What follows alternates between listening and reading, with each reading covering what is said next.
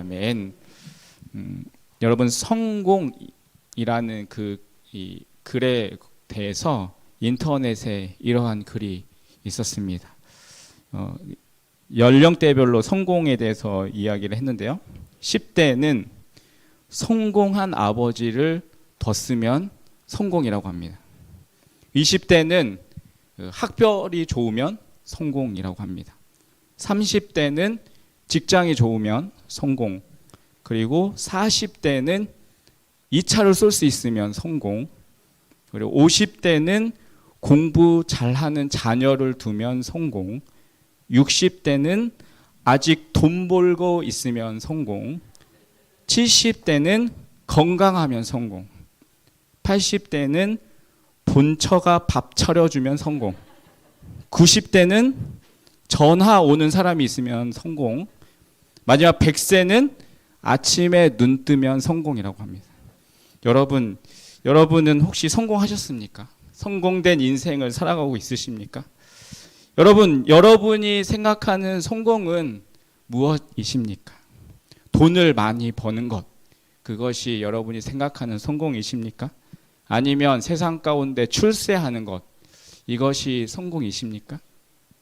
여러분, 그것이 우리는 성공이라고 세상 사람들은 그렇게 말할 수 있지만 그것이 성공이 아닙니다. 여러분, 만약 돈을 많이 번다고 일중독이 되어서 건강을 잃고 그곳에 모든 젊음을 다하고 보내고 결국 그 가정도 돈을 버느라 가정도 잃어버렸습니다. 여러분, 그 사람은 인생 가운데 돈을 많이 벌었을지는 몰라도 여러분, 우리가 그 인생을 보고 누가 성공이라고 말할 수 있겠습니까? 특별히 우리 그리스도인에게 성공이라는 것은 하나님께서 우리에게 각자 주신 그 사명들이 있습니다.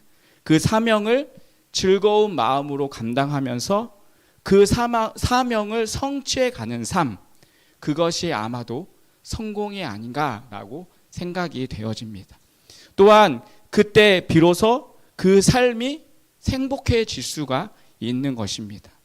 여러분, 우리의 인생 가운데 하나님께서는 우리의 모습과 또한 우리의 가정과 또한 우리 교회에 하나님이 맡겨주신 그 사명이 있습니다.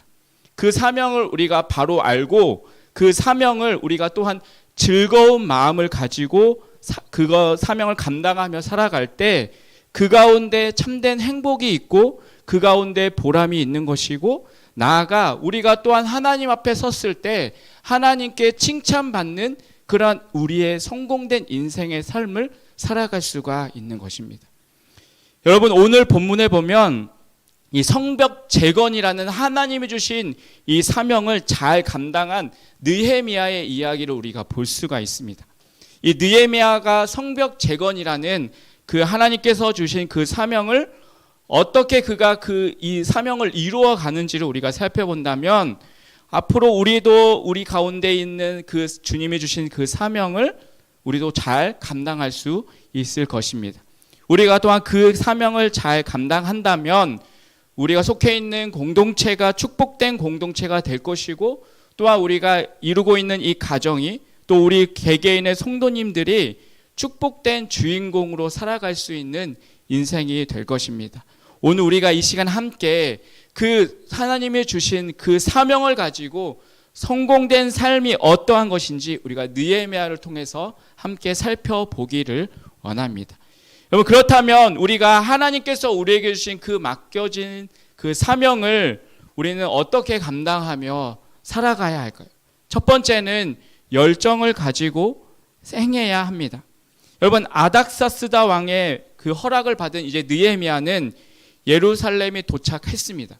이제 예루살렘에 도착하고 나서 사흘 동안 이 예루살렘 성벽을 돌아보기 시작합니다.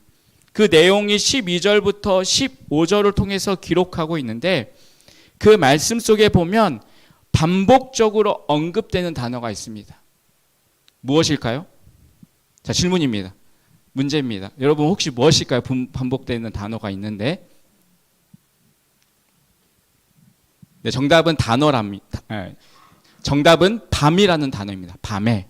여러분, 12절, 13절, 15절에 보면 밤에라는 단어를 반복해서 3번이나 언급하고 있습니다. 그러니까 느헤미야가 이 성벽을 살펴보는데 밤에 살펴보았습니다.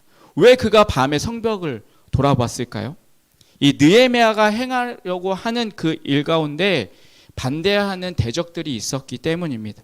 10절에 보면 호론 사람 산발락과 종되었던 암몬 사람 도비야가 이스라엘 자손을 흥왕케 하려는 사람이 왔다 함을 듣고 심히 근심하더라 라고 기록하고 있습니다. 여기 지금 기록되어 있는 산발랏이라는 사람은 아수르의 공격으로부터 혼합된 민족들이 들어옴을 통하여서 이 혼혈 민족이 된 이 사마리아 지역을 다스리던 총독이었습니다. 그런데 그 옆에 이 예루살렘을 흥왕하게 만들려고 하는 그 느헤미야가 총독으로 파견돼서 왔다라는 그 이야기를 듣게 되니까 이 산발랏이 좋게 여기지 않았던 것입니다. 그렇게 반대 세력들이 있었지만 이 느헤미야는 주님이 주신 그 사명을 결코 멈출 수 없었습니다. 아직 이 느헤미야가 예루살렘의 지금 형편과 그 상황들을 모르고 있었기 때문에 그가 전면전으로 나올 수는 없는 상황이었습니다. 그래서 그는 이 사람들의 시선을 피해서 밤에 그곳을 정탐하였던 것입니다. 낮에는 할 수 없다고 핑계를 대면서 손을 놓는 것이 아니라 그냥 마냥 기다릴 수가 없었던 것입니다. 그래서 그는 밤에라도 이 예루살렘을 돌아보았던 것입니다. 그는 그렇게 열정적으로 자신에게 주신 그 사명을 감당하며 나아갔습니다. 그 밤에 폐허가 된 예루살렘 성벽의 주변을 다니는 것은 결코 쉬운 일이 아닙니다.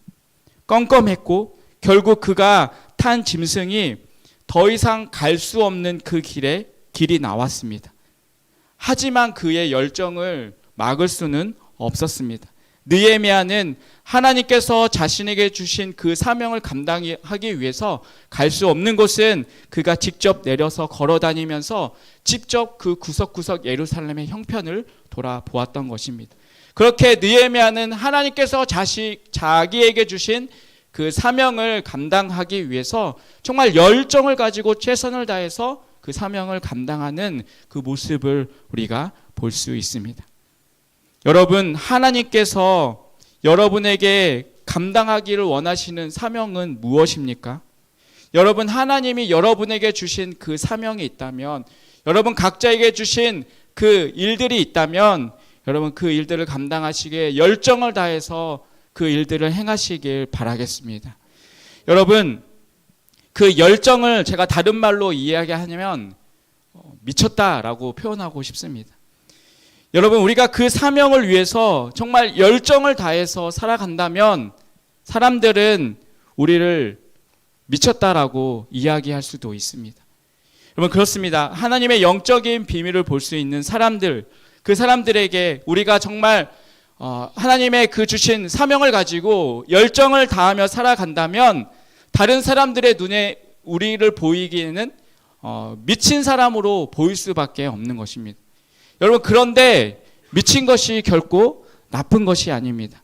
여러분, 유명한 발명왕이었던 이 에디슨은 한참 발명에 열중할 때 밥도 먹지 않고 그 발명에 매달렸다고 합니다. 그때 그 아내는 이 에디슨에게 뭐라고 이야기했을까요?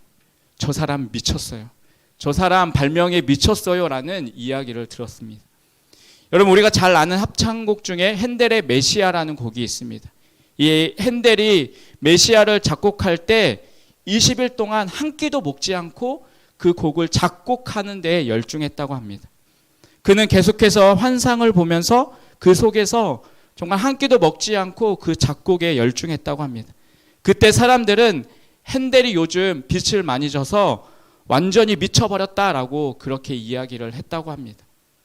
여러분, 이러한 열정, 정말 그 한 곳에 미치는 그 열정들이 있었기 때문에 위대한 역사를 이루는 일들이 있었던 것입니다. 여러분, 어쩌면 따지고 보면 우리 모두는 어딘가에 미쳐서 살아가고 있습니다. 어떤 사람들은 약에 미쳐서 살아가고 있고, 어떤 사람들은 도박에 미쳐서, 또 어떤 사람들은 돈에 미쳐서, 또 어떤 사람들은 자기의 욕심과 욕망에 미쳐서 그렇게 살아가고 있습니다. 여러분, 우리 인간이란 모두는 어딘가에 미쳐서 살아가고 있습니다. 사랑하는 성도 여러분, 여러분의 모습은 한번 돌아보시기 바랍니다. 여러분은 어디에 미쳐 있으십니까? 여러분, 하나님의 사명에 미쳐 보시길 바라겠습니다.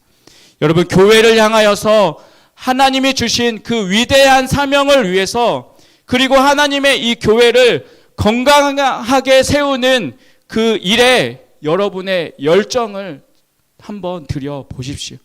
여러분, 건강한 교회를 통하여서 하나님께서 여러분에게 축복해 주실 것입니다. 여러분, 건강한 이 교회를 통하여서 여러분의 가정을 축복해 주실 것입니다. 여러분, 코카콜라의 사장이었던 캔들러는 코카콜라에 완전히 미쳐 있었습니다. 그래서 그는 이렇게 말했습니다. 내 몸에는 피가 흐르는 것이 아니라 내 몸에는 코카콜라가 흐르고 있다라고 말했다고 합니다. 여러분, 건강에도 좋지 않은 그 코카콜라를 팔기 위해서 이 콜라에 그 사람이 미쳐 있었다면 여러분의 인생을 하나님께서 주신 그 사명에 우리가 미쳐서 살아가는 것, 어쩌면 그것이 우리가 살아갈 당연한 모습일 것입니다. 여러분, 그러한 모습으로 살아갈 수 있는 우리의 모습이 되시길 바라겠습니다. 여러분, 한번 옆에 있는 분과 이렇게 한번 인사하겠습니다. 세상에 미치지 말고 예수에 미칩시다. 한번 인사하겠습니다. 시작. 세상에 미치지 말고. 여러분, 정말 우리가 세상에 미친 삶이 아니라, 세상만을 바라보고 살아가는 삶이 아니라 정말 예수에 미친 삶으로 살아갈 수 있는 그러한 우리의 모습이 되시길 바라겠습니다. 여러분, 여러분의 지금 몸에는 무엇이 흐르고 있으십니까? 우리 안에 정말 예수 그리스도의 피가 흐르고 있다면 그분이 우리에게 주신 맡겨진 그 사명을 성취하기 위해서 우리의 열정을 다하는 것은 어쩌면 당연한 일일 것입니다. 여러분, 하나님이 우리에게 각자에게 주신 사명이 있습니다. 교회 안에서 우리에게 주어진 일들이 있습니다. 어떤 분들은 큰 일들이 있고 어떤 분들은 교회 안에서 작은 일들이 있습니다. 여러분, 그 일들을 여러분 최선을 다해서 그 일들을 감당하시길 바라겠습니다. 그 열정 속에 주님이 주시는 축복을 누리고 누리는 그러한 귀하고 복된 삶이 되시기를 주님의 이름으로 간절히 축원드리겠습니다. 여러분, 두 번째로 우리에게 하나님이 맡겨주신 사명을 우리는 또한 어떻게 감당하며 살아가야 할까요? 두 번째는 우리가 함께하는 동역자와 있어야 하는 것입니다. 하나님께서 맡겨주신 그 귀한 사명을 다하기에 정말 밤을 마다하지 않고 정말 열정을 다했던 느헤미야는 이제 기회를 살핀 후에 사람들을 앞에 나타났습니다. 그래서 이 예루살렘에 있던 백성들 앞에 나와서 이 예루살렘의 황폐한 상황들을 이야기하면서 더 이상 우리가 이 가운데서 수치를 당하지 말고 이제 우리가 다시 일어나서 이 예루살렘 성벽을 재건하자라고 이야기를 합니다. 그 이야기가 17절의 말씀입니다. 우리 17절 말씀 우리 같이 한번 읽도록 하겠습니다. 같이 읽겠습니다. 시작. 후에 저희에게 이르기를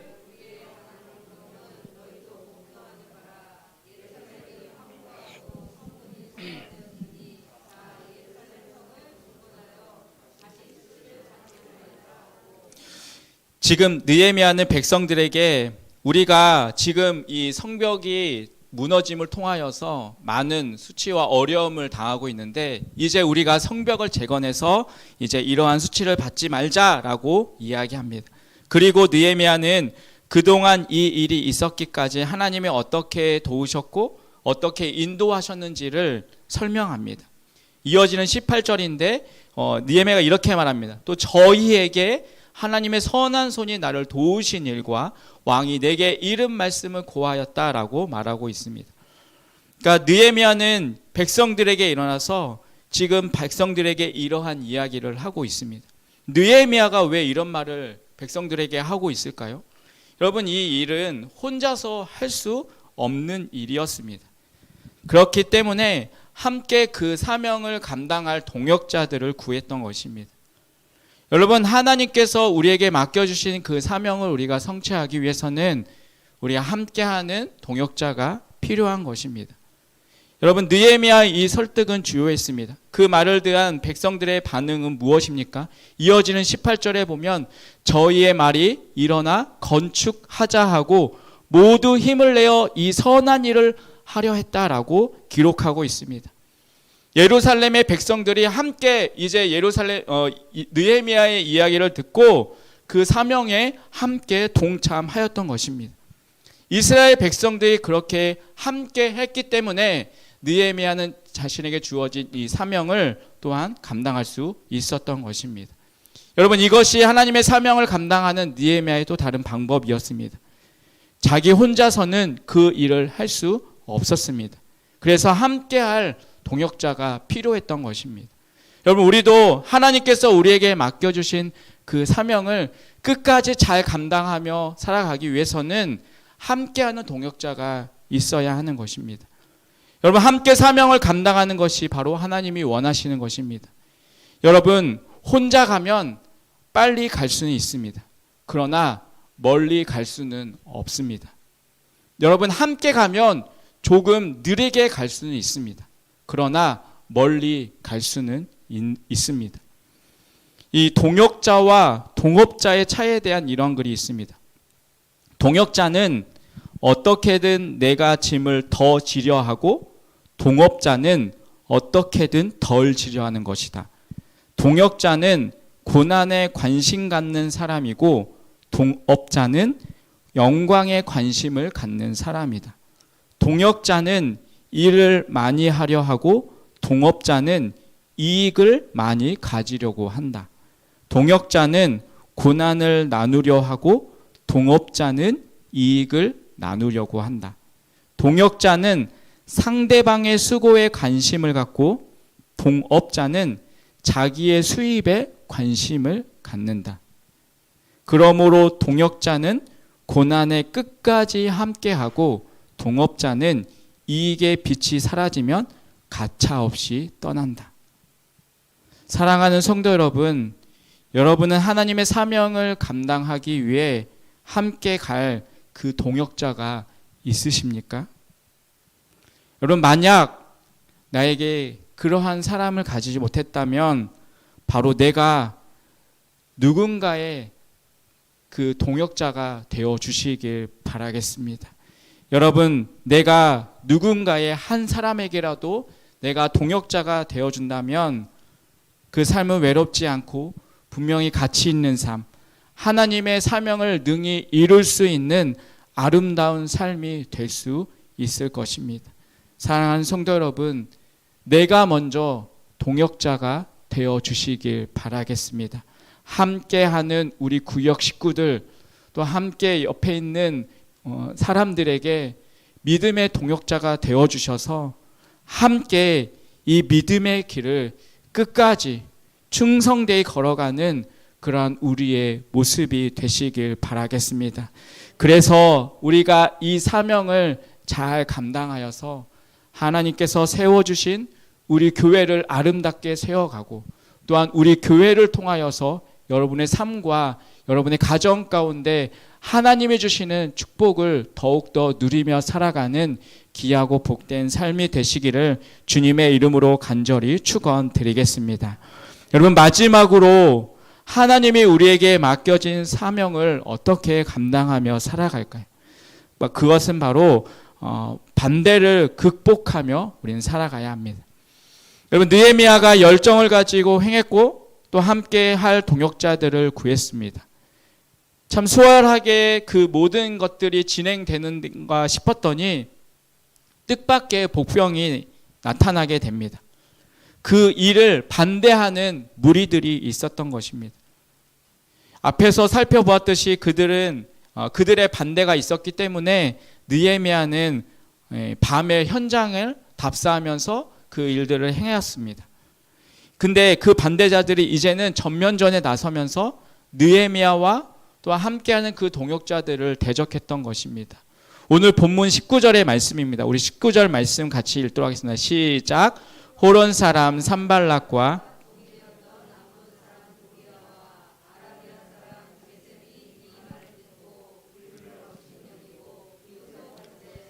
너희의 하는 일이 무엇이냐? 왕을 배반코자 하느냐 하기로. 아멘. 여기 보면 그들이 어떻게 하냐면 업신 여겼고 또한 그들을 비웃었습니다. 그리고 사실을 왜곡하면서 그들을 협박하기 시작합니다. 여러분, 우리가 기억해야 할 것이 있습니다. 우리가 하나님이 주신 사명이기 때문에 그 사명을 감당하며 나아갈 때 모든 일들이 순전하게 잘 이루어질 것이라고 생각해서는 안 됩니다. 하나님께서 주신 사명이 너무나 귀한 것이기 때문에 사탄이 그것을 가만둘 리가 없습니다. 사탄은 그 사명이 성취되지 못하도록 끊임없이 우리를 공격할 것입니다. 우리가 그 사명을 감당하지 못하도록 우리를 공격합니다. 여러분, 그렇다면 어떻게 그것을 극복합니까? 20절에 보면 느헤미야가 지혜롭게 행하는 것을 볼 수가 있습니다. 20절에 보면 내가 대답하여 가로되 하늘의 하나님이 우리로 형통하게 하시리니 그의 종 우리가 일어나 건축하려니와 라고 기록하고 있습니다. 하나님이 맡겨주신 일이기 때문에 하나님께서 도우실 것이고 또한 그것을 믿고 우리는 주어진 일을 하라는 것입니다. 그 강조점은 어떠한 일이 있어도 이 성벽을 건축하겠다라는 것입니다. 느헤미야는 백성들에게 그 우리를 공격해서 우리를 넘어뜨리려고 하는 그 대적들의 공격에 연연해하지 말고 우리가 감당해야 할 사명이 무엇인지를 분명하게 바라보고 그것을 다시 한번 주지시켜 주는 것입니다. 그리고 하나님께서 우리와 함께 하시기 때문에 분명히 이것을 성취할 것이다 라고 그는 말하고 있는 것입니다. 만약 느헤미야가 대적들의 공격에만 몰두하여서 그들과 계속해서 맞서 싸우는 것에만 몰두하고 있었다면 이 대적과 싸우는 과정 가운데서 힘이 다 빠져서 아무것도 할 수 없었을 것입니다. 그러나 느헤미야는 자신에게 주어진 사명이 무엇인지를 분명히 기억했습니다. 그리고 지금 공격해온 이 공격이 영적인 싸움이라는 것을 분명하게 알았습니다. 산발락과 도비야와 게셈이 지금 대적해 오지만 그 속에는 사탄의 전략이 있다는 것을 알았던 것입니다. 여러분, 사탄의 목적은 하나였습니다. 그것은 바로 성벽을 재건하지 못하도록 하는 것입니다. 영적으로 분별한 느헤미야는 이 사탄의 공격도 알았기 때문에 넘어가지 않았습니다. 다만 주어진 그 사명을 성취하는 본질에만 그는 집중했을 뿐입니다. 여러분, 우리가 하나님의 사명을 감당하려고 할 때 사탄은 우리를 방해합니다. 어떻게 우리를 방해할까요? 여러분, 사탄은 항상 내 주변에 있는 사람들을 통해서 방해합니다. 그리고 그 사람들을 통하여서 우리가 하나님이 주신 그 사명에 집중하지 못하도록 만듭니다. 마치 산발락과 도비야와 같이 우리를 업신여기고 우리를 비웃습니다. 때로는 거짓으로 왜곡하여서 우리를 공격하고 협박을 하기도 합니다. 그러나 여러분, 우리가 분명히 분별해야 합니다. 우리는 우리를 공격하는 그 사람을 대적해서는 안 됩니다. 우리를 통하여서 이 사명을 멈추게 하려고 하는 그 사탄의 공격임을 우리는 분별해야 합니다. 그 사람에게 붙잡히면 우리는 그 사명을 성취할 수가 없습니다. 그럴수록 우리는 지금 내가 해야 할 그 사명에 더욱 집중하여서 그 사명을 주신 하나님을 붙들고 그 일을 이루기에 더 집중해야 하는 것입니다. 여러분, 영화 혹시 타이타닉을 보신 적이 있으십니까? 보신 분도 있고 안 보신 분들도 있을 텐데, 여러분, 이 타이타닉을 보면 이제 그 마지막 장면에 보면 사랑하는 그 여인을 살리기 위해서 자신의 목숨을 버리는 남자 주인공이 있습니다. 그리고 침몰하는 배를 끝까지 이제 사람들이 탈출할 때까지 그 배를 지키는 선장이 있고, 또 한 사람이라도 더 살리기 위해서 구명보트에 사람을 태우는 끝까지 노력하는 그러한 선원들의 모습들이 있습니다. 여러분, 그 가운데서 우리에게 정말 선명하게 인식되는 한 장면이 있는데, 그것은 바로 배가 침몰하는 그 끝까지 이 악기를 연주하는 악사들의 모습입니다. 그들의 모습을 보면 이 배가 침몰할 때까지 이 사람들을 그래도 마지막까지라도 하나님께 그들을 인도하기 위해서 찬양으로 연주하는 그의 모습을 볼 수가 있습니다. 여러분, 그 마지막 연주하는 찬양곡이 바로 이 곡입니다. 바로 내 주를 가까이 하게 함은 십자가 짐 같은 고생이나 내 일생 소원은 늘 찬송하면서 주께 더 나가기 원합니다. 천성에 가는 길 험하여도 생명길 되나니 은혜로다. 천사 날 부르니 늘 찬송하면서 주께 더 나가기 원합니다. 이 찬양이 계속 연주되면서 결국 배는 침몰하게 됩니다. 여러분, 우리가 주님의 사명을 감당하는 삶은 어쩌면 이 십자가를 지는 고생일 수 있습니다. 그 길은 나를 위해서 십자가를 죽으신 그 예수 그리스도의 사랑이 아니고서는 갈 수 없는 그 길입니다. 그러나 그 길은 분명히 의미가 있는 길입니다. 마치 절대로 무너질 수 없다라고 착각하고 많은 사람들이 타이타닉을 올라탔지만 어느 순간 침몰하는 그 배와 함께 바닷속으로 사라지는 그 영화 속의 사람들처럼 영원히 살 수 없다라는 것을 알면서도 영원한 그 가치를 외면하고 절대로 생명일 수 없는 것을 마치 그것이 나를 붙잡아주는 생명인 것처럼 그렇게 붙잡고 꺼져가는 이 시대를 향하여 우리가 감당하며 살아갈 그 하나님이 우리에게 주신 그 사명, 여러분, 그것을 성취하는 일이야말로 진정한 가치를 아는 인생의 삶의 모습일 것입니다. 사랑하는 성도 여러분, 우리는 우리의 믿음의 길을 그냥 여기서 주저앉고 멈춰서 있을 수는 없습니다. 여러분, 우리는 느헤미야처럼 정말 믿음으로 하나님을 붙잡고 다시 일어서야 하는 것입니다. 사랑하는 성도 여러분, 오늘의 이 말씀을 우리가 다시 한번 기억하며 우리가 열정을 가지고 정말 하나님이 주신 그 사명을 끝까지 붙들고 살아갈 수 있는 우리의 모습이 되시길 바라겠습니다. 아까 제가 말씀드린 것처럼 오직 예수에 미친 삶으로 다른 사람들이 보았을 때 정말 저 사람 미쳤다라는 그 이야기를 들을 정도의 그 열정, 뜨거움을 다시금 회복하시길 바라겠습니다. 또한 그 열정을 가지고 함께 끝까지 이 믿음의 길을 가기 위해서는 동역자를 함께 우리가 만들어 가야 합니다. 내가 먼저 그 동역자가 되어주시고 함께 믿음의 동역자로 이 사명을 잘 감당할 수 있으시길 바라겠습니다. 그리고 함께 어떠한 반대와 고난이 있다 할지라도 멈추지 말고 믿음으로 도전하시길 바라겠습니다. 여러분, 그 믿음의 길엔 반드시 하나님께서 승리의 삶을 허락해 주실 것입니다. 여러분, 그 승리의 삶을 맛보시길 주님의 이름으로 간절히 축원드리겠습니다. 느헤미야와 같이 우리가 다시 한번 믿음으로 일어서서 주님의 그 사명을 붙들고 하나님께서 세워주신 우리 교회를 더욱더 아름답게 세워가는 그러한 우리 모두의 삶이 되시기를 주님의 이름으로 간절히 축원드리겠습니다. 기도하겠습니다. 하나님 아버지, 주님이 주신 이 사명을 끝까지 붙잡고 믿음으로 승리하는 삶이 되게 하여 주시옵소서.